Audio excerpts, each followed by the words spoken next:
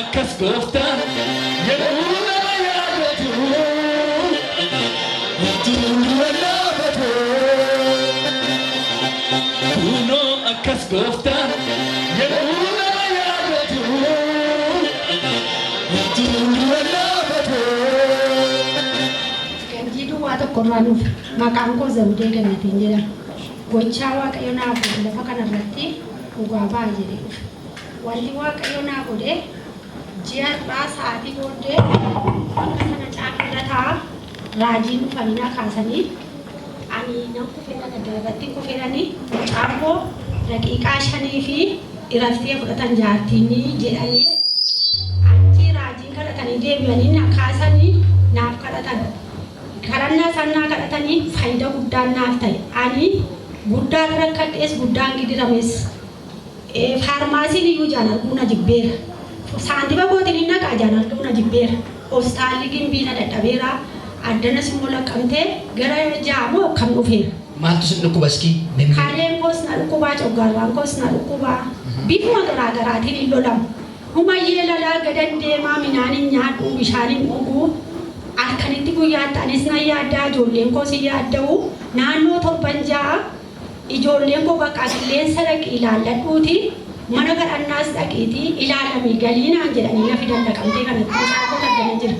Yeroon addana dhufutti an dhukkubichuu manatti hammaate. Waldaa biraas dhaqeera. Mana qorichaa duwwaadhaan kunii tokko liqimsin eegan addana dhufee saa 7 kan. Amma keessanii addanatti naa kadhatamee fayyee raajiin halkan irra kaanii naa kadhatanii fayyina guddaa fayyina addaa tokko naaf ta'e. Iskii qoye homma raajiin akkamitti isinii kadhatame akkamitti gara keessan dhufan?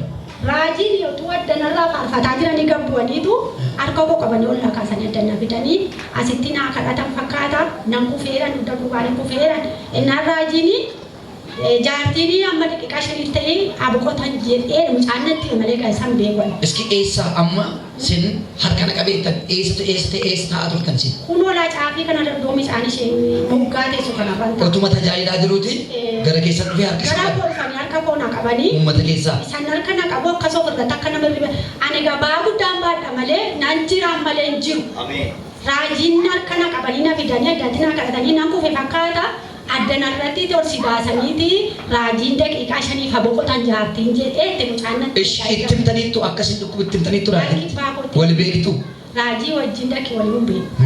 Amma keessanii naangni harka qabanii na kaasanii na kadhatanii raajii dhukkattuu akka mucaakoo jedhan na dhukkatanii na raajii dhukkatu.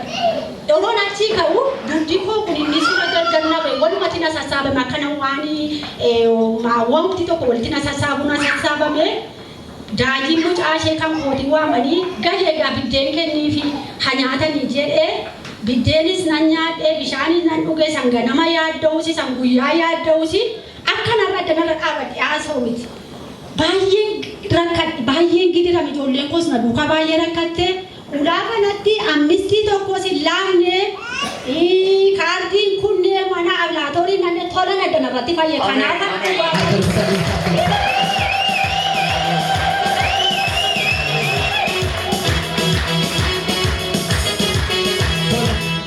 Tole amma midhaan nyaadhu jettan amma orgasii maaltu akkamiin midhaan yeroo nyaadhu? Midhaan nyaadhu godhee nyaadheen bishaan koo dhuga.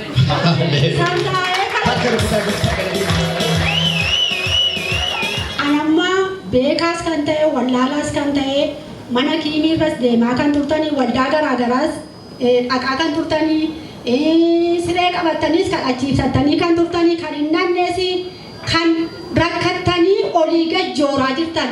Akkuma kojooraa kan deemtanii waldaa kanarraa hirree fayyisuu Waaqayyoo jira.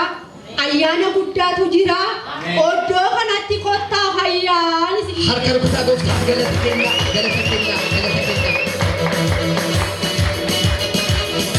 Fayyinni keessa nama bara baraatti isiniif haa mirkanaa'u.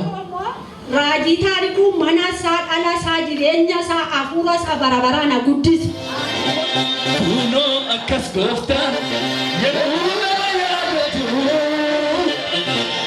duura dhaabatu. Kunoo akkas gooftaan yeroo nama yaadatu duura dhaabatu.